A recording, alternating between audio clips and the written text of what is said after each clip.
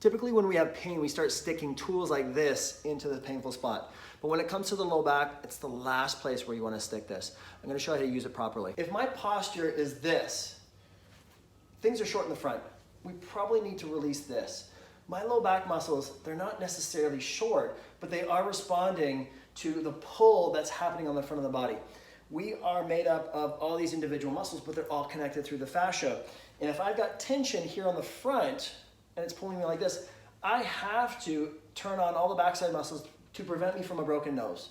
So don't beat up on these muscles. They're only doing what they need to do at that moment. So for today's low back fix, we're gonna use something bigger than a typical lacrosse ball. I like these acupressure balls. You can see they got a little spike to them, a little grip, but they're almost the size of a softball. If you've got a softball, that will work fine, but we need something a little bit bigger to get deeper into the tissues.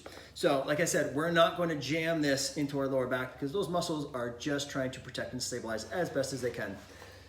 We're going to get onto our stomach and we're going to take this ball and we're going to put it just inside the hip bone here. So right in front of the pelvis. And a lot of the times we're going to find the side of pain is typically the side of tightness, but that's not always true. You're going to move the ball around into areas of tension or just discomfort, and you're going to hold it there. If all you can do is hold it, all we're doing is breathing. If you find a nice spot, i.e. pain or tension, you're just going to hold it there. You're just going to breathe into the ball. So I'm just going to take some nice deep breaths in through my nose, release the tension here. You'll feel the ball sink deeper and deeper. If that starts to release and starts to get a little bit better, we can add a little bit of hip movements. So if I've got it on the right hip, I'm gonna start adding some knee bends.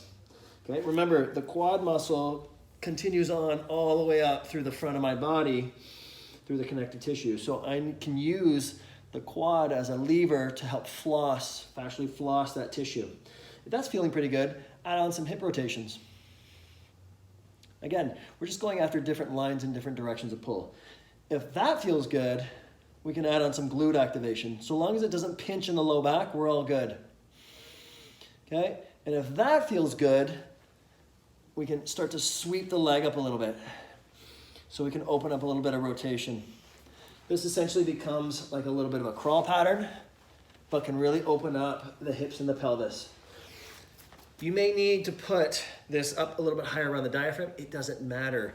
You're going to go after the area of tension and tightness and discomfort. You're going to start by breathing through it. You're going to do some short levers. You're going to do some rotation levers. You're going to do some longer levers at the hip joint. You can even, if it is a little bit higher up, you can press up. And when you press up, you're inhaling. Exhale down. Okay? Give that a shot. Stop jamming balls and devices into your lower back. Those muscles are only trying to stabilize as best as they can to prevent you from falling forward.